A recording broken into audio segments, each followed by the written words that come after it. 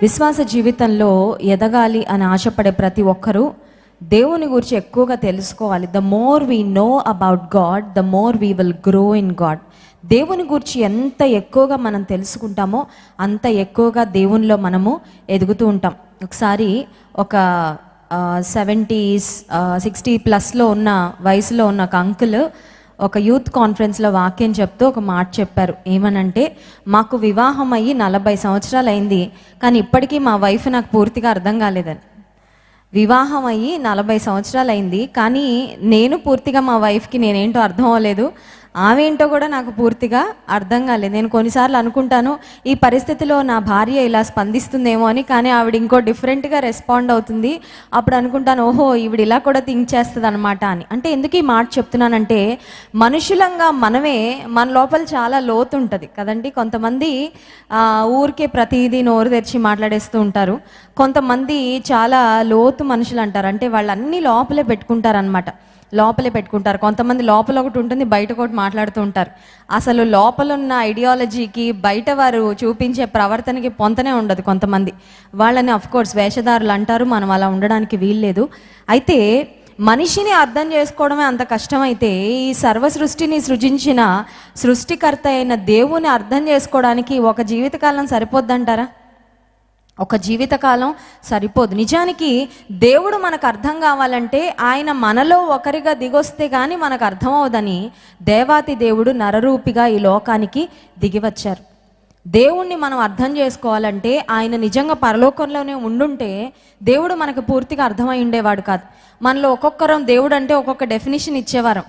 దేవుడు అంటే అండి ఇలా ఉంటారు అనుకుంటున్నానండి, దేవుడు అంటే అండి ఆయన ఇలా మాట్లాడతారు అనుకుంటున్నానండి, దేవుడు బహుశా ఇలా మాట్లాడతారని, ఇలా ఆలోచిస్తారని, ఇలా ప్రవర్తిస్తారని అనుకుంటున్నానండి అని ఒక్కొక్కరికి ఒక్కొక్క అభిప్రాయం ఏర్పడేదేమో దేవుని మీద. కానీ దేవాతి దేవుడు నరరూపిగా ఈ లోకంలో యేసుక్రీస్తు ప్రభువుగా జన్మించడం ద్వారా మనిషికి ఒక క్లారిటీ వచ్చేసింది అనమాట. ఓహో దేవుడు ఇలా ఉన్నారు, దేవుడిలో ఉన్న లక్షణాలు ఇవి, ఆయన మాట్లాడితే నోరు తెరిచి ఆయన మాటలు ఇలా ఉంటాయన్నమాట, ఆయన చేసే కార్యాలు ఇలా ఉంటాయన్నమాట, ఒక సందర్భంలో ఆయన స్పందించే విధానం ఇలా ఉంటుందన్నమాట అని మనిషికి దేవుని గురించిన పరిపూర్ణమైన క్లారిటీ వచ్చేసింది.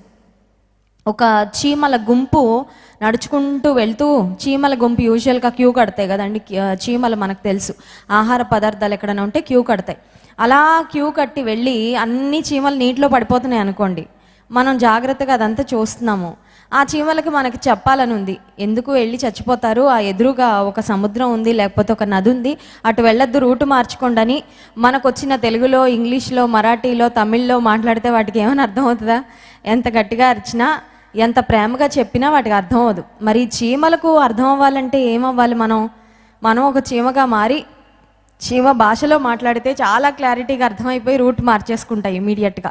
దేవాతి దేవుడు కూడా మనుషులతో కమ్యూనికేట్ చేయాలని ఆశపడ్డారు. ఆయన పరలోకంలో ఉండి భూమి మీద ఉన్న మనుషులతో ప్రవక్తల ద్వారా ఆయన మాట్లాడుతూ వచ్చారు. పాత నిబంధన గ్రంథంలో ప్రవక్తల గ్రంథాలు మనం గమనిస్తాం. యెషయా, ఇర్మియా, ఆ తర్వాత యెహెజ్కేలు, దానియేలు, ఇవన్నీ కూడా దేవుడు ఏ ప్రవక్తలను వాడుకొని వారి ద్వారా తన ప్రజలకు ప్రవచన వాక్కులు అందించారో, తన ప్రజలతో మాట్లాడారో ఆ పుస్తకాలు, ఆ గ్రంథాలన్నీ పాత నిబంధనలో మనం చూస్తాం. కానీ నూతన నిబంధనలో మనం గమనించినట్లయితే ఇన్ ద న్యూ టెస్టిమెంట్ యేసుక్రీస్తు ప్రభువు ఇంకా మనతో సూటిగా, మనతో నేరుగా మాట్లాడడానికి, దేవుని గురించిన పరిపూర్ణమైన అవగాహన, సమగ్రమైన అవగాహన మనకు కల్పించడానికి ఆయనే నరావతారిగా ఈ లోకానికి దిగి వచ్చారు. దీనిలో దేవుని ప్రేమ చాలా ఎక్కువ ఉందండి. దేవుడు చాలా ప్రేమను చూపించి మనకు ఆయన అర్థం అవ్వాలని, మనకు ఆయన దగ్గరగా రావాలని, మనం ఆయన్ని పరిపూర్ణంగా తెలుసుకోవాలని, మనం ఆయన లోతుగా తెలుసుకోవాలని, ఆయన కూడా మనతో సహానుభావము కలిగిన దేవుడుగా ఉండాలని. ఇప్పుడు చూడండి, దేవుడు మనిషిగా రావడం వలన దేవుడు అంటే ఏంటో మనకు అర్థమైంది, మనతో కూడా ఆయన సహానుభావము కలిగిన వాడు అయ్యాడు. కొన్నిసార్లు మనుషుల చేత మోసగించబడినప్పుడు ఒక తలంపు వస్తుంది. అదేంటంటే, యేసుప్రభా ఇంత మోసగించబడ్డాను, నమ్మిన వారు నన్ను వంచారు, నన్ను బాధ పెడుతున్నారంటే ఏసేయమంటారు తెలుసా?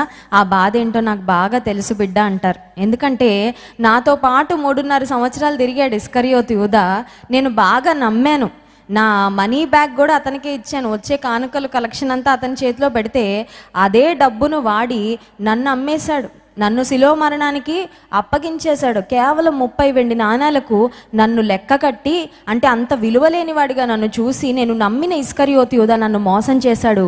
ప్రియమైన బిడ్డ, నువ్వు నీ బంధువుల చేతో, నీ భర్త చేతో, నీ యొక్క బిడ్డల చేతో, నీ ఇరుగు పొరుగు వారి చేతో, స్నేహితుల చేత మోసగించబడుతూ ఉంటే, అసలు మోసగించబడ్డం అంటే ఎలా ఉంటుందో నేను కూడా ఎక్స్పీరియన్స్ చేశాను. యేసయ్య, నేను వాళ్ళకి అంత మేలు చేశాను, వాళ్ళు నా మేలు కనీసం థ్యాంక్స్ కూడా చెప్పలేదు. పోనీ థ్యాంక్స్ చెప్పకపోయారు, తిరిగి నా గురించి చెడుగా మాట్లాడుతున్నారంటే యేసయ్య అంటారు, అన్గ్రేట్ఫుల్నెస్ అంటే ఏంటో నాకు కూడా తెలుసు. 10 మంది కుష్ఠరోగులను స్వస్థపరిస్తే ఎంతమంది తిరిగి వచ్చారంట? ఒక్కడే వచ్చాడంట. అంటే మెజారిటీ వెళ్ళిపోయారనమాట. ఒక్కడికి మాత్రమే దేవునికి థ్యాంక్స్ చెప్పాలి, గ్రాటిట్యూడ్ కలిగి ఉండాలనే భావన ఒక్కడికే వచ్చింది. ఆ ఒక్క వ్యక్తి రాగానే యేసుప్రభు అడిగారు, 10 మంది శుద్ధులైరి కారా, మిగతా 9 మంది ఎక్కడ? మిగతా వాళ్ళు ఎక్కడ? ఒక్కడవే వచ్చావేంటి అని యేసుప్రభు అడిగారు. సో ఎందుకు ఈ మాటలు చెప్తున్నానంటే, యేసుక్రీస్తు ప్రభువు మనల్ని పరిపూర్ణంగా అర్థం చేసుకోగలిగిన దేవుడు. ఒకవేళ నువ్వు ఉండడానికి ఇల్లు కూడా లేదేమో, సొంత ఇల్లు లేదయ్యా మాకు, అందరికీ కొంతమంది గవర్నమెంట్ ఇల్లు ఇస్తున్నారు, మరి కొంతమంది ఏమో వాళ్ళే ఇల్లు కట్టుకుంటున్నారు, కొంతమంది చూడండి అటు కాకుండా ఇటు కాకుండా ఉంటారు. అటు గవర్నమెంట్ ఇల్లుకి వాళ్ళు ఎలిజిబుల్ అవ్వరు, పోనీ ఇల్లు కట్టుకోవడానికి వాళ్ళకు వస్తున్న జీతం కానీ వారికి ఉన్న సంపాదన కానీ సరిపోదు. అలాంటప్పుడు అద్దిళ్లలో బ్రతుకుతూ ఓనర్స్ ద్వారా ఇబ్బంది పడుతూ ఉంటే యేసే చెప్పే మాట ఏంటంటే, నక్కలకు బొరియలున్నవి, ఆకాశ పక్షులకు గూళ్ళున్నవి, మనుష్య కుమారునికి తలవాల్చుకుంటకైనాను స్థలము లేదు. నాకు కనీసం మీకు అద్దిల్లైనా ఉంది, నాకు అద్దిల్లు కూడా లేదు. ఏ ప్రాంతం తిరిగితే అక్కడ ఎవరి ఇంట్లో పడితే వాళ్ళ ఇంట్లో అలా బస చేస్తూ నేను తిరిగాను. ఆయన సర్వాధికారి అయిన దేవుడు. ఆయనకు పరలోకంలో ఉన్న ఆయన మహిమగల ఇల్లు మనం చూస్తే, ఈ లోకంలో నీ కోసం నా కోసం ఆయన వచ్చి ఒక ఇల్లు కూడా లేకుండా, ఒక సొంత ఇల్లు కూడా లేకుండా, ఒక గూడు కూడా లేకుండా ఆయన తిరగాల్సిన అవసరం లేదు. కానీ దేవునికి మన పట్ల ఉన్న ప్రేమ అంత గొప్పది. That is the greatness of God's love towards us. కొన్నిసార్లు ఆపరేషన్ అవుతున్నప్పుడు కానీ, మనం ఏదైనా వ్యాధితో బాధపడుతున్నప్పుడు కానీ, నేను కూడా మరి 3 డెలివరీస్ అయినప్పుడు, నావి నార్మల్ డెలివరీస్ అనమాట. అంటే పరిపూర్ణంగా ఒక తల్లి ఎంత వేదన పడి బిడ్డను కంటుందో అదంతా నేను ఎక్స్పీరియన్స్ చేశాను. సో నాకు ఆ బాధ కలుగుతున్నప్పుడు యేసయ్య సిలువని జ్ఞాపకం చేసుకునేదాన్ని. యేసయ్య, నువ్వు సిలువ మీద పడిన శ్రమ కంటే ఇదేం పెద్ద శ్రమ కాదు, నువ్వు అక్కడ ఎలా భరించావో నాకు కూడా ఈ వేదనను, ఈ శ్రమను భరించడానికి నాకు శక్తి ఇవ్వు. ఆపరేషన్ చేసేటప్పుడు కూడా కళ్ళు మూసుకున్న తర్వాత యేసయ్యకి అప్పగించేసుకున్నాను, నువ్వు ఎలాగా అన్నీ భరించావో నాకు కూడా అలా నువ్వు శక్తి ఇవ్వు. ఎందుకంటే నువ్వు మాతో సహానుభావము కలిగిన దేవుడు. మా బాధలేంటో నీకు తెలుసు, మా శ్రమలేంటో తెలుసు, మా ఇబ్బందులేంటో తెలుసు, మా వేదన ఏంటో తెలుసు, మా ఫీలింగ్స్ అన్నీ కూడా నీవు పరిపూర్ణంగా అర్థం చేసుకోగలిగిన దేవుడు అని మనం యేసయ్య మీద పరిపూర్ణంగా ఆధారపడవచ్చు. అందుకే దేవుని వాక్యం సెలవిస్తుంది, మన ప్రధాన యాజకుడు మనతో సహానుభావము లేనివాడు కాడు. ఆయన మనవలే శ్రమపడ్డాడు, మనవలే శోధించబడ్డాడు, మనవలే మోసగించబడ్డాడు, మనవలే అన్యాయం చేయబడ్డాడు, మనవలే నిందించబడ్డాడు, మనవలే అని చెప్పచ్చు, మనకంటే ఎక్కువ అని చెప్పాలి. నిజానికి అన్నీ మనవలే. యేసుక్రీస్తు ప్రభు ఈ లోకంలో బ్రతికిన 33.5 సంవత్సరాల్లో ఆయన ఎక్స్పీరియన్స్ చేశారు కనుక నీ ప్రతి పరిస్థితిని ఎవ్వరు అర్థం చేసుకోలేకపోయినా యేసయ్య పరిపూర్ణంగా అర్థం చేసుకోగలడు. You may think I'm lonely today. నా చుట్టూ చాలామంది బంధువులు ఉన్నారక్క, కానీ నేను ఒంటరిదాన్ని, నేను ఒంటరి వాడిని, నిజంగా నన్ను ప్రేమించేవారు ఎవరు లేరు, నేను హృదయం విప్పి నా మనసులో ఉన్నవి చెప్పుకోవడానికి నాకు ఒక్కళ్ళు కూడా లేరు అని నీవు అనుకుంటున్నావేమో. యేసయ్య కూడా హీ వాజ్ ఆల్ అలోన్. ఆయన ఒంటరిగా ఉన్నప్పుడంట దేవునితో, తండ్రితో సహవాసం చేయడానికి వెళ్ళిపోయేవాడంట. కొండల్లోకి వెళ్ళిపోయేవారు, లేకపోతే ఎడారిలోకి, అడవి ప్రాంతంలోకి వెళ్ళిపోతూ ఉండేవారు ఒంటరిగా. ఆయన చుట్టూ బహుజన సమూహములున్నా he always took time to talk to his heavenly father all alone. కొంతమంది చూడండి ఎప్పుడు జనాలు ఉండాలి, ఒంటరిగా వాళ్ళు ఉండలేరు. నువ్వు తండ్రితో ఎప్పుడు మాట్లాడతావు, పరలోకపు తండ్రితో ఎప్పుడు మాట్లాడతావు? Don't you think you need a private time to talk to your heavenly father? నీ పరలోకపు తండ్రితో మాట్లాడడానికి నీకు సమయం వద్దా? అస్తమానం వాళ్ళు కావాలి, వీళ్ళు కావాలి, వాళ్ళు ఉండాలి, వీళ్ళు ఉండాలి, వాళ్ళు లేరే, వీళ్ళు లేరే, వారు విడిచిపెట్టి వెళ్ళిపోయారే, ఒంటరిదాన్ని అయిపోయినాయి, ఒంటరివాడిని అయిపోయినాను, ఎందుకు బాధపడుతున్నావు?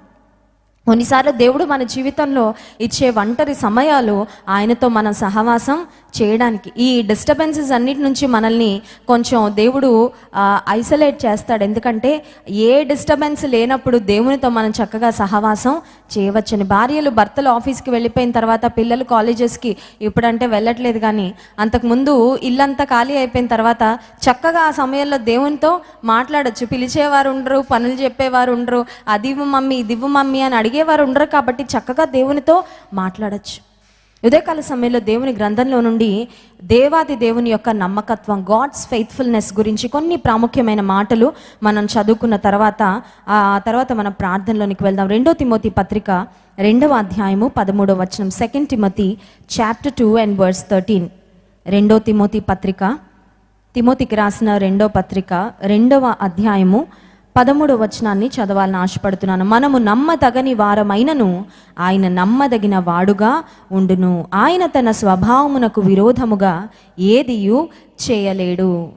మనము నమ్మదగని వారమైనను ఆయన మాత్రం నమ్మదగిన వాడు. కొంతమంది చూడండి ఇలాంటి డైలాగ్స్ వేస్తుంటారు, నేను మంచోళ్ళకి మంచోడిని, చెడ్డవాళ్ళకి చెడ్డోడినని. అంతే కదా?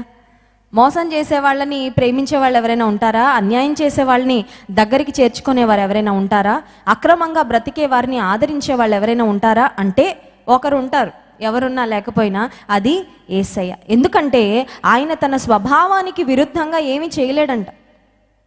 చూడండి, ఒక గొర్రెను మనం తీసుకుంటే గొర్రెకు కరిచే స్వభావం ఉండదు, కానీ సింహానికి పులులకు కరిచే స్వభావం ఉంటుంది.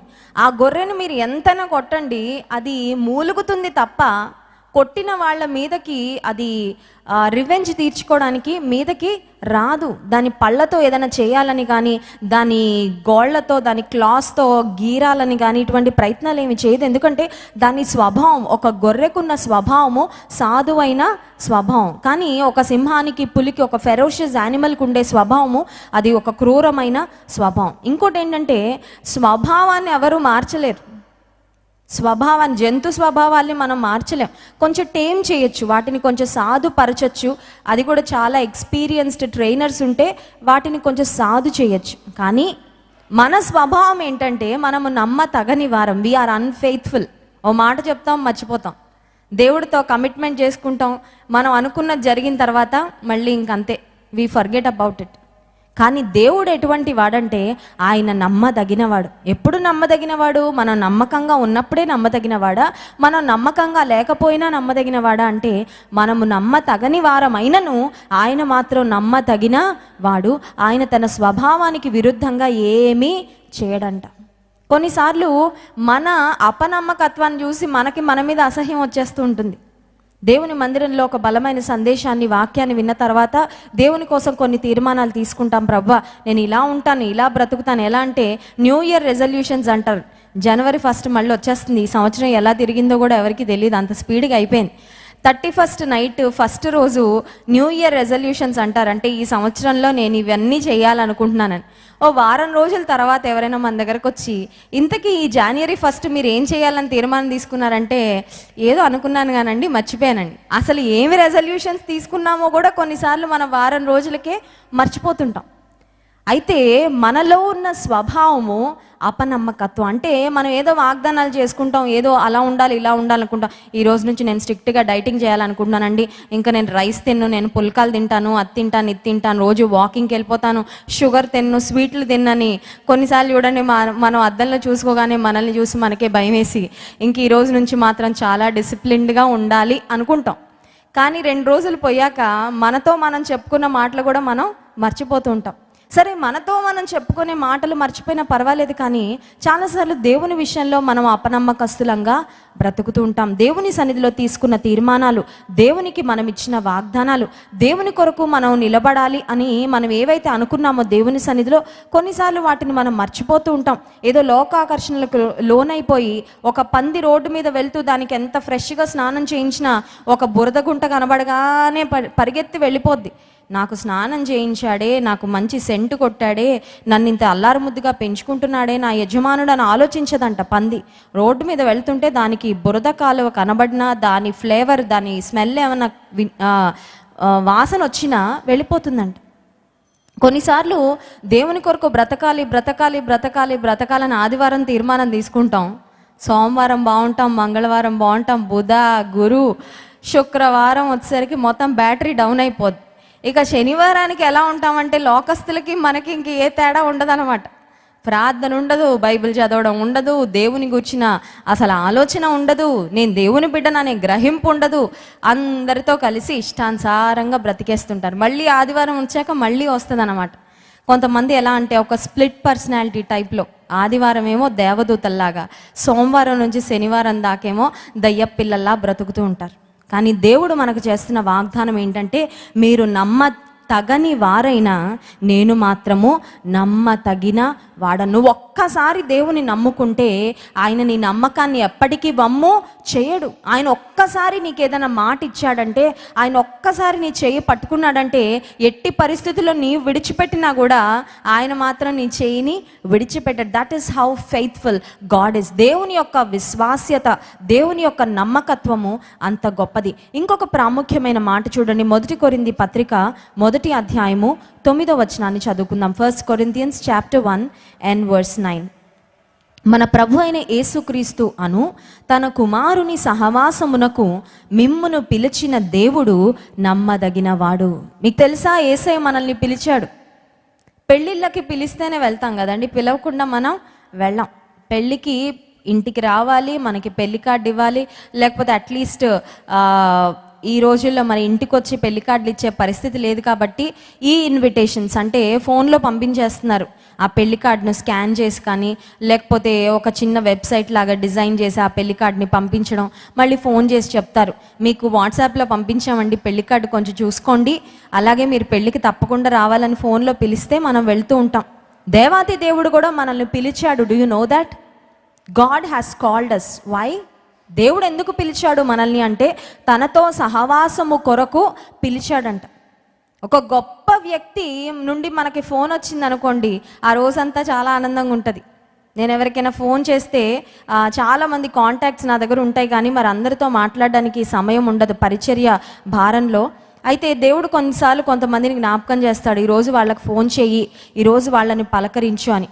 ఆ సమయంలో వాళ్ళకి ఫోన్ చేస్తే వాళ్ళు ఏదో కష్టంలో ఉండడం, ఏదో ఇబ్బందిలో ఉండడం, వాళ్ళు ఫోన్ అంతా మాట్లాడిన తర్వాత అంటారు, అక్క యూ మేడ్ మై డే, ఈ రోజంతా నాకు చాలా ఆనందం, ఇంక ఈ రోజంతా మీతో మాట్లాడాననే హ్యాపీనెస్తోనే నేను ఉంటాను.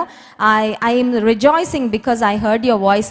మీతో మీ స్వరం వినడం, మాట్లాడడం చాలా సంతోషం అని చెప్తున్నాను. మనం ప్రేమించిన వారితో కూడా కాసేపు మాట్లాడినా మన మనసు చాలా ఆనందంగా, చాలా రిలీఫ్గా ఉంటుంది. దేవుడు కూడా మనల్ని పిలిచాడంట. ఒక పెళ్ళికి పిలవలేదు, ఒకరోజు యేసయ్య నా ఇంట్లో వచ్చి కొంచెం భోంచేసి వెళ్ళండి అని పిలవట్లేదు, కానీ జీవితాంతము ఆయనతో సహవాసం చేయాలని ఆయన మనల్ని పిలుస్తున్నాడు. God has called us in order to have a relationship with us. మనతో ఒక సంబంధం, మనతో ఒక బంధుత్వం, మనతో ఒక బంధాన్ని ఏర్పాటు చేసుకోవడానికి దేవుడు మనల్ని పిలిచాడు. పిలిచిన దేవుడు నమ్మదగిన వాడంట. ఇప్పుడు చూడండి, ఎవరైనా మనల్ని వారి ఇంటికి పిలిచి కనీసం కూర్చోమని చెప్పలేదనుకోండి, మనకి ఎలా ఉంటుంది? వాళ్ళే పిలిచారు, మా ఇంటికి రండని వెళ్ళాము, ఆ బయట ఉన్నాం, లోపలికి రండని చెప్పకుండా, కూర్చోమని చెప్పకుండా, వాటర్ ఇవ్వకుండా, పలకరించకుండా ఉన్నారనుకోండి, అది మర్యాద కాదు. దేవుడు మనల్ని పిలిచి ఆయన మనల్ని పట్టించుకునేవాడు. He will not neglect us and he will not ignore us. ఆయన పిలుపుకి ఎవరు స్పందిస్తారో, ఆయన పిలుపు ప్రకారం ఎవరు ఆయన దగ్గరకు వస్తారో వారితో ఆయన జీవితాంతము, ఇంకా ఈ జీవితకాలం తర్వాత కూడా, ఈ జీవిత ప్రయాణం తర్వాత కూడా ఆయన మనతో సహవాసము చేసే దేవుడు. ఒక్కసారి ఆయన పిలుపుకు స్పందించి నువ్వు ఆయన దగ్గరకు వస్తే ఈ లోకంలో ఉన్నంత కాలం నీతోనే ఉండి నడిపిస్తాడు. ఈ లోక ప్రయాణం తర్వాత కూడా నిన్ను ఆయన రాజ్యానికి చేర్చుకుంటాడు. కనుక మనల్ని పిలిచిన దేవుడు నమ్మదగిన దేవుడు. విశ్వాస జీవితంలో కొన్నిసార్లు రక్షణ పొందిన తర్వాత కొన్నిసార్లు శ్రమలు ప్రారంభమవుతాయి. ఒకసారి ఒక యవనస్తురాలు నా దగ్గరకు వచ్చి అడిగింది, అక్క నాకు బాప్తీసం తీసుకోవాలని ఉంది, కానీ బాప్తీసం తీసుకోవాలంటే భయం వేస్తుంది అని. ఎందుకమ్మా బాప్తీసం తీసుకోవాలంటే ఎందుకు భయము? అది చాలా మంచి పని. That is the best thing you can do in your life. నీ జీవితంలో నువ్వు చేయగలిగిన ఒక శ్రేష్టమైన కార్యం. బాప్తీసం తీసుకోవడానికి ఎందుకు ఆలోచిస్తున్నావు, ఎందుకు హెసిటేట్ చేస్తున్నావు అంటే తను చెప్పింది, కొంతమంది చెప్పారక్క బాప్తీసం తీసుకుంటే కష్టాలు వస్తాయి, అందుకని బాప్తీసం తీసుకోవడానికి ఆలోచిస్తున్నాను. ఓకే, ఇప్పుడు I want to explain it a little bit. నువ్వు బాప్తీసం తీసుకున్నా తీసుకోకపోయినా నీకు రావాల్సిన కష్టాలు ఎలాగో వస్తాయి. అయితే బాప్తీసం తీసుకోకపోతే దేవుడు ఉండడు, నువ్వు ఒక్కదానివే హ్యాండిల్ చేసుకోవాలి. బాప్తీసం తీసుకుంటే దేవుడు నీ కొరకు నీ సమస్యలన్నింటినీ ఆయన పరిష్కరిస్తాడు. He will handle your problems, he will be with you in your troubles. ఇంకోటి ఏంటంటే, కొన్నిసార్లు బహుశా నువ్వు రక్షణ పొందే వరకు దేవుడు నీ విశ్వాసాన్ని స్థిరపరచడానికి నువ్వు ఏం అడిగితే దానికి ఓకే ఓకే ఓకే అంటాడు. అప్పుడు మనకి ఎలా అనిపిస్తుంది, అబ్బా నేను అడిగినవన్నీ నాకు ఇచ్చేస్తున్నాడు. అయితే రక్షణ పొందిన తర్వాత నువ్వు ఆయన సొంత బిడ్డవి అయిపోతావు కదా, ఏం అడిగితే అవి ఇవ్వడు. నీకు ఏవి అవసరమో అవి ఇస్తాడు, ఏవి మంచిదో అవి ఇస్తాడు, ఏవి శ్రేష్టమైనవో అవి ఇస్తాడు, ఏవి ఆయన చిత్తమో అవే ఇస్తాడు. మా పాప నా దగ్గరకు వచ్చి, నా 3 సంవత్సరాల కుమార్తె, మమ్మీ నాకు నైఫ్ ఇవ్వు అని అడిగింది అనుకో, నేను ఇస్తానా? ఖచ్చితంగా. ఏడవనివ్వండి, కింద పడినివ్వండి. కొన్నిసార్లు చూడండి, పిల్లలు కింద పడి మరీ ఏడ్చేస్తుంటారు. ఎందుకంటే అది దట్స్ అ వే అనమాట. తల్లిదండ్రుల నుంచి వాళ్ళు కావాల్సింది ఏదైనా పొందుకోవాలంటే పేచీ పెడతారు. నా కుమార్తెకు ఏదైనా నష్టము హానికరం అనుకుంటే ఏడ్చినా, నేను ఏమైనా ఏడిస్తే ఏడ్చుకో, ఐ డోంట్ కేర్, కానీ నీ సేఫ్టీ నాకు ముఖ్యం, నీ క్షేమం నాకు ముఖ్యం, నీ భద్రత నాకు ముఖ్యమని ఆ బిడ్డకి ఏది హానికరమో నేను ఇవ్వను. రక్షణ పొందిన తర్వాత, మారు మనసు పొందిన తర్వాత సాతాను మన మీద రకరకాల బాణాలు విసురుతూ ఉంటాడు. పర్వాలేదు, వాటన్నింటిలో దేవుడు మనకు జయము ఇస్తాడు ఖచ్చితంగా. కానీ కొన్నిసార్లు నువ్వు అడిగినవన్నీ ఇవ్వడు. ఎందుకంటే because he loves you more, నిన్ను ఎక్కువ ప్రేమిస్తున్నాడు కాబట్టి నీ గురించి ఇంకా ఎక్కువ శ్రద్ధ దేవుడు తీసుకుంటాడు. సో రక్షణ పొందిన తర్వాత నీవు దేవుని పిలుపుకు స్పందించి ఆయన వద్దకు వచ్చావు కాబట్టి నీ గూర్చిన పూర్తి బాధ్యత దేవుడే తీసుకుంటాడు. ఇంకంతకంటే ఏం కావాలండి మనకు? నా గూర్చి పూర్తి బాధ్యత నా పరలోకపు తండ్రి తీసుకుంటాడు అన్నప్పుడు what more do I want, what more do I need? కనుక తనతో సహవాసమునకు మనలను పిలిచిన దేవుడు నమ్మదగినవాడు. ఇంకొక మాట నేను చూపించి ముగిస్తాన్న సమయం అయిపోతుంది. దేవుడు నమ్మదగిన దేవుడు అన్న అంశంలో హెబ్రీ పత్రిక 10వ అధ్యాయము 23వ వచనాన్ని చదువుకుందాం. హెబ్రీ పత్రిక, Hebrews chapter 10 and verse 23. Hebrew పత్రిక 10వ అధ్యాయము 23వ వచనాన్ని చదువుకుందాం. వాగ్దానము చేసిన వాడు నమ్మదగిన వాడు గనుక మన నిరీక్షణ విషయమై మనము ఒప్పుకొనినది నిశ్చలముగా పట్టుకొందుము. వాగ్దానము చేసిన వాడు నమ్మదగిన వాడు. If God has given you a promise, he is faithful to fulfil it. నీకు దేవుడు ఏదన్నా వాగ్దానం చేశాడంటే, ఏదైనా మాట ఇచ్చాడంటే ఆ మాట నెరవేర్చే వరకు ఆయన నిద్రపోడు. నువ్వు నిద్రపోయినా నిద్రపోకపోయినా. అర్థమవుతుందండి? కొన్నిసార్లు మనం చూడండి, ఇది సాధించే వరకు నేను నిద్రపోనంటాం. దేవుడు నీకు మాట ఇచ్చాడంటే ఆ మాట ఆయన నెరవేర్చే వరకు కూడా నిద్రపోడు. అసలు ఆయన నిద్రే పోడు కదా. ఆయన నిద్రపోయే దేవుడే కాదు, నిన్ను కాపాడువాడు కునుకడు, ఇశ్రాయేలును కాపాడువాడు కునుకడు, నిద్రపోడని దేవుడు వాగ్దానం చేశాడు. So he is faithful in fulfilling his promise. కొన్నిసార్లు దేవుడు మనకు చేసిన వాగ్దానాలు మనం మర్చిపోతాం. కొన్నిసార్లు దేవుడు మనకు చేసిన వాగ్దానాల యొక్క నెరవేర్పు కొరకు ఆ 1 year వెయిట్ చేస్తాం. వాగ్దానం చేసావు కదా ప్రభా, నెరవేర్చని. ఒకవేళ ఆ సంవత్సరంలో నెరవేర్పు రాకపోతే డిస్కరేజ్ అయిపోతాం. చాలా ఈజీగా మనం డిస్కరేజ్ అయిపోతాం. మనకు అన్నీ చాలా క్విక్గా కావాలి. ఏసయ్య నా భర్త మారాలి, ఇప్పుడే మారిపోవాలి, ఇప్పుడు మారకపోతే నా వల్ల కాదు కదండి. నువ్వు మార్చాల్సిందే. చాలాసార్లు ఇమ్మీడియట్ ఫిక్స్ కావాలి మనకి, ఇమ్మీడియట్ సొల్యూషన్ అనమాట. కాల్ సెంటర్ టైప్లో అలా ఫోన్ చేయగానే అలా పని అయిపోవాలి అనుకుంటాం. కానీ కొన్నిసార్లు అంటాడు దేవుడు, ముందు నువ్వు మారంటాడు. అర్థమవుతుందండి? కొంతమందికి ప్రేయర్ పాయింట్లు ఏంటో తెలుసా? అక్క మా అత్తగారు మారాలక్క, భరించలేకపోతున్నాను. వెంటనే మార్చేయాలి దేవుడు. కొన్నిసార్లు వెంటనే మారవు. Sometimes you need lot of patience, waiting, prayer, Perseverance. నీలో ఓపిక కావాలి, ఓర్పు కావాలి, సహనం కావాలి. చూడండి, యాకోబు పత్రికలో చక్కని మాట వ్రాయబడి ఉంటుంది. ఆ మాటని జ్ఞాపకం చేసుకుందాం. యాకోబు పత్రిక 5వ అధ్యాయము 11వ వచనం. సహించిన వారిని ధన్యులను కొనుచున్నాము కదా, మీరు యోబు యొక్క సహనమును గూర్చి వింటిరి, ఆయన ఎంతో జాలియు కనికరమును గలవారని మీరు తెలుసుకొనుచున్నారు. సహించిన వారిని ధన్యులను కొనుచున్నాము. Who is blessed? బాగా పెత్తనం చేసేవారు చాలా బ్లెస్డ్ అక్క, అంతేనా? మన భావన ఏంటి? అధికారంలో ఉన్నవాళ్ళు, వాళ్ళు అనుకున్నవన్నీ చేసుకునేవారు ధన్యులు. ఎందుకంటే వాళ్ళు అనుకున్నవన్నీ జరిగిపోతున్నాయి కదా. సహించుకునే వాళ్ళు ఎలా ధన్యులు అవుతారంటే, కొన్నిసార్లు గాడ్స్ ప్రిన్సిపల్స్ వరల్డ్స్ ప్రిన్సిపల్స్కి చాలా డిఫరెంట్గా ఉంటాయి. లోక పద్ధతులకి దేవుని పద్ధతులకి చాలా తేడా ఉంటుంది. సహించిన వారు ధన్యులు అంట. నువ్వు సహిస్తున్నావా ఈరోజు? నువ్వేదైనా ఒక ప్రార్థన మనవి కొరకు వాగ్దానం చేశాడక్క దేవుడు, ఇంకా నాకు నెరవేర్పు రావట్లేదు. I have been waiting for months, I have been waiting for years. నెలల తరబడి, సంవత్సరాల తరబడి నేను వేచి ఉన్నాను, కనిపెడుతున్నాను, ఇంకా నాకు జవాబు రావడం లేదని ఎదురు చూస్తున్నావా? సహించిన వారు ఎన్ని నిందలు సహిస్తే అంత ఆశీర్వాదం. హల్లెలూయా. ఎన్ని శ్రమలు సహిస్తే దానికి బోలెడంత ఆశీర్వాదం. నేను ఇంటర్మీడియట్ చదువుతున్నప్పుడు మా కాలేజ్లో సమయం దొరికినప్పుడల్లా మా ఫ్రెండ్స్ అందరికీ సువార్త చెప్తూ ఉండేదాన్ని. అప్పుడు నేను ఫస్ట్ ఇయర్ అనమాట, అప్పుడే జాయిన్ అయ్యాను. అదే ఫస్ట్ టైం ఇంటి నుంచి బయటకు వెళ్ళడం. హాస్టల్లో ఉన్నాను. ప్రతిరోజు మా ఇంటికి ఫోన్ చేసి ఏడుస్తూ ఉండేదాన్ని, నేను ఇక్కడ ఉండను, నేను ఇంటికి వచ్చేస్తాను, నాకు దిగులుగా ఉంది అని. ఇంకా ఏదో ఫీజు కట్టారని ఉండేదాన్ని తప్ప నాకు అసలు ఉండాలని అనిపించేది కాదు. సరే, అలా ఉన్న సమయంలో అందరికీ సువార్త చెప్తూ ఉంటే ఒకసారి మా సీనియర్స్లో కొంతమంది ఇంటర్ సెకండ్ ఇయర్ చదివే వాళ్ళలో కూడా కొంతమంది విశ్వాసులు ఉండేవారు. వారు నేను కలిసి ఆలోచన చేసాం, ఏమనంటే ఒక ప్రేయర్ మీటింగ్ పెడితే బాగుంటుంది మా హాస్టల్లో అని. హాస్టల్లో మా ఫ్రెండ్స్ అందరినీ పిలిచి, గర్ల్స్ హాస్టల్ అది, సో రెసిడెన్షియల్ గర్ల్స్ హాస్టల్ అనమాట. అక్కడ నా రూమ్లో ప్రేయర్ మీటింగ్ పెట్టాలని ఒక మంచి ఆలోచన వచ్చింది. ఆలోచన రాగానే మా రూమ్మేట్ని అడిగాను, మన మంచాలు కొంచెం బయటేసేద్దాము, మన రూమ్లో ప్రేయర్ మీటింగ్ పెట్టాలనుకుంటున్నాను, నీకేమైనా అభ్యంతరం అంటే, నాకేం అభ్యంతరం లేదని చెప్పింది.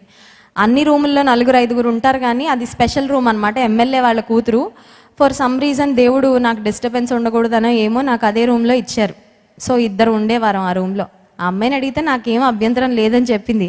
సరే, రూమ్ అంతా రెడీ చేసాము. అందరికీ చెప్పాను, మీకు ఇష్టం అయితే రండి, బలవంతం ఏమీ లేదు, మా రూమ్లో ఈరోజు ఈవినింగ్ ప్రేయర్ ఉంటుంది అనగానే ఆ రోజు వచ్చేస్తూనే ఉన్నారు పొలోమని. నా మంచం తీసి బయటేసాము, ఆ తర్వాత అమ్మాయి మంచం కూడా తీసి బయటేసాము. ఇంకా ఆ తర్వాత రూమ్ అంతా ప్యాక్డ్ అయిపోతుంది. నాకేమో సఫకేషన్ అనిపిస్తుంది, అందరికి వచ్చిన వాళ్ళకి ఇబ్బందిగా ఉంటుంది, ప్రేయర్లో ఉన్నవాళ్ళు కూడా ప్రశాంతంగా ఉండలేరని నేను అన్నాను, బోల్ట్ వేసేయండి అని చెప్పాను. సరే, బోల్ట్ వేసేస్తే లాస్ట్ ఎవరో వచ్చి తలుపు కొట్టారు. నేను అన్నాను, ఇంకా తీయద్దులే, ఇక్కడ ప్లేస్ ఎక్కడుంది ఇక్కడ అని అంటే మా కాలేజ్ అడ్మినిస్ట్రేటివ్ ఆఫీసర్ వచ్చారనమాట. ఆ లాస్ట్ డోర్ నాక్. నేను తలుపు తీయద్దనేసరికి పాపం ఎవరు తీయలేదు. ఆ సారు బయట నిలబడ్డారు, చక్కగా నిలబడి మా పాటలు, ఆ తర్వాత వాక్యం, ఆ తర్వాత క్లోజింగ్ ప్రేయర్, హీలింగ్ ప్రేయర్ అన్నీ చేశాను. మొత్తం విన్నారు బయట నిలబడి, మొత్తం నిలబడి కాసుకొని ఉన్నారనమాట. ఇప్పుడు బయటకు వస్తే ఇది ఎవరు పెట్టారో వాళ్ళని మొత్తం బుల్లెట్లు వేసి వాళ్ళ మీద తిట్ల వర్షం కురిపిద్దామని వెయిట్ చేస్తూ ఉన్నారు. సరే అని ఇంకా డోర్ తీసిన తర్వాత అందరూ వెళ్ళిపోతున్నారు. నా హృదయంలో పట్టలేని ఆనందం, అబ్బా ఇంతమంది వచ్చారు, ఇంతమంది దేవుని మాటలు విన్నారు, మరి ఇంతమంది ప్రేయర్లో పార్టిసిపేట్ చేశారని చాలా ఆనందంగా ఉంటే, అందరూ పైకి కొంతమంది, కింద కొంతమంది వెళ్ళిపోతున్నారు. మాది ఫస్ట్ ఫ్లోర్ అనమాట. అందరిని ఒకసారి ఆగమన్నాడు, అంటే అందరి ముందు అవమానపరచాలని. ఒకసారి అందరు ఆగండి, ఈ ప్రేయర్ ఎవరు పెట్టారని అడిగారు. అయితే మొత్తం అందరూ నా పేరు చెప్పారు. చెప్పగానే అప్పటికి ఆ సార్కి నేను బాగా నోటెడ్, ఎందుకంటే కాలేజీలో బాగా చదువుతాను, టాపర్స్ లిస్ట్లో ఉండేదాన్ని. అయితే ఆ బ్లెస్సీ ఎవరు అని అన్నాడు చాలా కోపంగా, అంటే కోపంతో అనమాట. He wanted to show his anger. అయితే నేను వచ్చాను. రాగానే అందరి ముందు చాలా తిట్టాడు అనమాట. ఎవరిని అడిగి పెట్టావు ఈ ప్రేయర్? ఇదేమన్నా మత మార్పిడి చేయాలనుకుంటున్నావా నువ్వు? ఇక్కడ అందరినీ క్రిస్టియన్స్గా మార్చాలనుకుంటున్నావా? అది ఇది అని అంత తిట్టాడు. తిట్టిన తర్వాత ఎప్పుడు పెట్టద్దని చెప్పారు. ఓకే సార్ అని చెప్పాను. చెప్పిన తర్వాత అందరూ వెళ్ళిపోయిన తర్వాత ఇప్పుడు రూమ్లోకి వచ్చి ఏడుస్తున్నాను నేను, ఎందుకంటే ఆల్రెడీ హాస్టల్లో ఉండడం నాకు ఇష్టం లేదు.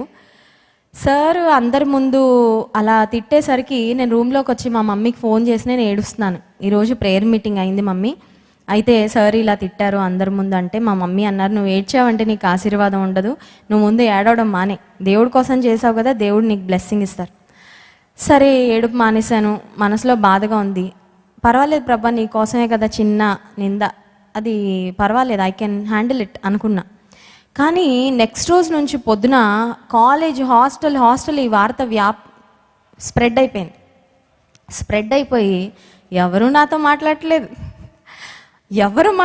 అందరూ ఎనిమీస్ అయిపోయారనమాట. అప్పటి వరకు కనబడితే పలకరించేవారు, ఫ్రెండ్స్ ఉండేవారు, ఫ్యాన్స్ ఉండేవారు, మొత్తం అందరూ క్లోజ్ చేసి పడేశారు. ఎవరు మాట్లాడట్లేదు. ఇంకా నన్ను చూడగానే వెనకాల మాట్లాడుకోవడం అనమాట నెగిటివ్గా, ఈ అమ్మాయి జీసస్ గురించి అందరికి చెప్తుంది, అందరినీ అది చేస్తుంది ఇది చేస్తుంది. So it was a very hard time. ఆ 2 సంవత్సరాలు ఒక రకంగా చెప్పాలంటే దేవుని కొరకు, కేవలం దేవుని కొరకే. There was no other reason. ఎందుకంటే చదువుల్లో ముందుండేదాన్ని, ఎక్కడ కూడా ఏ రిమార్క్ లేకుండా అన్ని విషయాల్లో దేవుని కృపను బట్టి మంచి సాక్ష్యాన్ని కలిగి ఉండేదాన్ని. కానీ కేవలం దేవుని పేరు పెట్టుకున్నందుకు, దేవుని గురించి సువార్త ప్రకటించినందుకు చాలా అవమానకరమైన పరిస్థితులు. మా వార్డెన్స్ కూడా వాళ్ళకి లోపల ఇష్టం ఉన్నా చాలా వ్యంగ్యంగా, సెటైరికల్గా మాట్లాడడం. ఎన్ని మార్క్స్ వస్తాయి నీకు అదా ఇదా అని అట్లా అనేవాళ్ళు అనమాట. దేవుడు వాళ్ళు అన్న వాటన్నిటికీ మళ్ళీ దేవుడు చూపించేసేవాడు, జవాబు ఇచ్చేసేవాడు, అన్నిట్లో తలగానే ఉంచాడు. కానీ ఆ 2 సంవత్సరాలు మాత్రం చాలా శ్రమపడ్డాను, చాలా ఏడ్చేదాన్ని. ఒకసారి ఫీవర్ వస్తే ఎవ్వరు రాలేదు, పరామర్శించిన ఎవ్వరు అడగడానికి రాలేదు. సో ఆ మిస్ట్రీట్ చేయబడుతున్న పరిస్థితిలో దేవుడు ఒకటే జ్ఞాపకం చేశాడు. యోసేపును తన అన్నలందరూ ద్వేషించారు, కానీ ఎవ్వరూ రీచ్ కాలేని స్థితికి యోసేపుని దేవుడు ఎత్తేశాడు. నిన్ను అలా హెచ్చిస్తా నేను, యూ డోంట్ వరీ. ఇది 2 సంవత్సరాలు ఉందేమో నీకు బాధ, కానీ నీ తల్లిదండ్రులకు దూరంగా ఉన్నావు, నా నామం పేరిట అవమానాన్ని భరిస్తున్నావు, కానీ నీవు నా కోసం పడుతున్న అవమానానికి నేను నిన్ను ఘనపరుస్తానని దేవుడు అప్పుడు వాగ్దానం చేశాడు. కానీ ఆ వాగ్దానం దేవుడు ఇంతగా నెరవేరుస్తాడని నేను ఎప్పుడు అనుకోలేదు. I have never even imagined that God would fulfil his promise in such an amazing way. ఎందుకు ఈ మాట చెప్తున్నానంటే, కొన్నిసార్లు శ్రమల గుండా, ఇబ్బందుల గుండా వెళ్తున్నప్పుడు దేవుడు ఒక వాగ్దానం ఇస్తే ఇది నిజంగా నెరవేరుతుందా, ఇది ఎప్పటికి నెరవేరుతుంది, ఎలా నెరవేరుతుంది, ఎలా చేస్తాడు ప్రభు కార్యం, ప్రస్తుతానికి నా పరిస్థితి అంతా అలాగే ఉంది కదా, ప్రస్తుతానికి నాకున్న స్థితిగతుల్లో ఎలాంటి మార్పు లేదు కదా అని ఒక ఆలోచన మనకు రావచ్చు. కానీ వాగ్దానము చేసిన వాడు నమ్మదగిన దేవుడు. హల్లెలూయా. ఈరోజు దేవుడు, మరి నా ఫ్రెండ్స్ అందరు ఎక్కడున్నారో నాకు తెలీదు. ఇప్పుడు కనీసం వాళ్ళకి నా ఫోన్ నెంబర్ దొరకాలన్నా దొరకదు. అప్పుడు ఇష్టానుసారంగా మాట్లాడే వాళ్ళేమో, కానీ ఇప్పుడు కొంతమంది నా ఫ్రెండ్స్ ఎవరైనా యూట్యూబ్లో లేకపోతే అక్కడెక్కడ చూసి నాతో మాట్లాడాలంటే మన ఆఫీస్కి ఫోన్ చేసి నేను ఇలా ఫ్రెండ్నండి, నేను ఒకసారి మాట్లాడాలంటే ఉండండి అడిగి చెప్తాము అని వాళ్ళు నన్ను అడిగి నేను ఇవ్వమంటే నా నంబర్ ఇస్తారు. కానీ otherwise there is not even an opportunity for them to reach out. కాళ్ళు లాగారు అప్పుడు, కానీ ఇప్పుడు కాళ్ళు కూడా అందని స్థితిలో దేవుడు ఆశీర్వదించాడు. ఎందుకు ఈ మాట చెప్తున్నానంటే, నీవు దేవుని కొరకు శ్రమను, నిందను, అవమానాన్ని అనుభవిస్తున్నప్పుడు, నీ జీవితంలో క్లిష్ట పరిస్థితుల గుండా వెళ్తున్నప్పుడు, ఒక చీకటి మార్గం గుండా వెళ్తున్నప్పుడు, దేవుడేమో ఒక గొప్ప వాగ్దానం ఇచ్చి, వాగ్దానం చేసిన వాడిని నమ్మదగిన దేవుడిని అంటే ఎలా నెరవేరుతుంది ప్రభా, ఇంకెంతకాలం వేచి ఉండాలి, ఇంకెంతకాలం ఓర్చుకోవాలి, ఇంకెంతకాలం సహించాలి, ఇంకా నా శక్తి చాలడం లేదు, ఇంకా నా వల్ల కాదని నీకు అనిపించొచ్చేమో. కానీ సహనం కలిగి నీ ఉంటే, దేవుని కొరకు ఎదురు చూస్తే, దేవుడు నీ జీవితంలో గొప్ప ఆశీర్వాదాన్ని దయచేస్తాడు. వాగ్దానం చేసిన వాడు నమ్మదగిన వాడు. 3 మాటలు మనం జ్ఞాపకం చేసుకున్నాము. ఆయన మనము నమ్మతగని వారమైన ఆయన నమ్మతగిన వాడు. 2వది, ఆయన సహవాసమునకు మనల్ని పిలిచిన దేవుడు నమ్మదగిన వాడు. 3వదిగా, వాగ్దానము చేసిన వాడు నమ్మదగిన వాడు. దేవుడు మీకు ఏదైనా వాగ్దానం చేశాడు, రాసి పెట్టుకోండి. మైండ్లో పెట్టుకుంటే మెమరీలో మర్చిపోతారు, మెమరీ లాస్ అవుతుంది అనుకుంటే ఒక డైరీలో రాసి పెట్టుకోండి. ఈ రోజుల్లో చాలామంది నాకు చెప్తున్న ప్రేయర్ రిక్వెస్ట్ ఏంటంటే, ఫ్యామిలీ లైఫ్లో స్ట్రెస్ వల్ల, ఈ లైఫ్లో ఉన్న పరిస్థితుల వల్ల, స్ట్రెస్ వల్ల నాకు మెమరీ లాస్ అయిపోతుంది అక్క, ఏం గుర్తుండట్లేదు నాకు. ఈ రోజుల్లో మెమరీ లాస్ చాలా ప్రాబ్లం. ఒకప్పుడు 80 సంవత్సరాలు దాటితే మెమరీ లాస్ వచ్చేది, ఇప్పుడు చిన్న వయసు వాళ్ళకి కూడా మెమరీ లాస్ వచ్చేస్తుంది, కొన్ని ఒత్తిళ్ల వల్ల, కొన్ని ఇబ్బందుల వల్ల. దేవుడు నీకు ఏదైనా వాగ్దానం చేస్తే ఒక డైరీలో రాసి పెట్టుకో, ఒక దగ్గర రాసి పెట్టుకో, డేట్ వేసుకో. ప్రభా, ఈ తారీఖున, ఈ దినాన, ఈ పరిస్థితుల్లో నేను కన్నీరు కారుస్తున్నప్పుడు ఈ వాగ్దానం నాకు ఇచ్చావు, నీ వాగ్దానాన్ని నా జీవితంలో నిశ్చయంగా నెరవేర్చు. ఆయన ఖచ్చితంగా నెరవేర్చి తీరుతాడు. Because he is a faithful God. కళ్ళు మూసుకోండి, ప్రార్థన చేసుకుందాం. పరిశుద్ధ ప్రేమ కలిగిన తండ్రి, నీకు స్తోత్రాలు. మేము నమ్మదగని వారమైనా నీవు నమ్మదగిన దేవుడో ప్రభా, నీకు స్తోత్రాలు. నీ స్వభావానికి విరుద్ధంగా నీవేమి చేయలేవయ్యా. మేము కూడా నమ్మకస్తులముగా నీకు ఉండడానికి సహాయం చేయండి.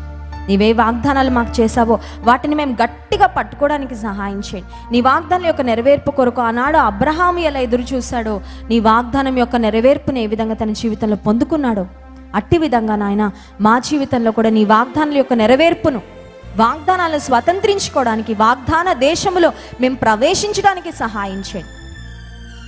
అపవాది యొక్క ప్రతి బంధకమును, ప్రతి శ్రమ, ప్రతి కష్టము, ప్రతి ఇరుకు నుండి, ఇబ్బంది నుండి నీ ప్రజలను విడుదల చేయమని వేడుకున్నాను. గొప్ప సమాధానం అనుగ్రహించండి. ఈ వాక్యం మా హృదయాల్లో పదిలపరచండి. యేసు నామమున ప్రార్థిస్తున్నాం తండ్రి, ఆమేన్.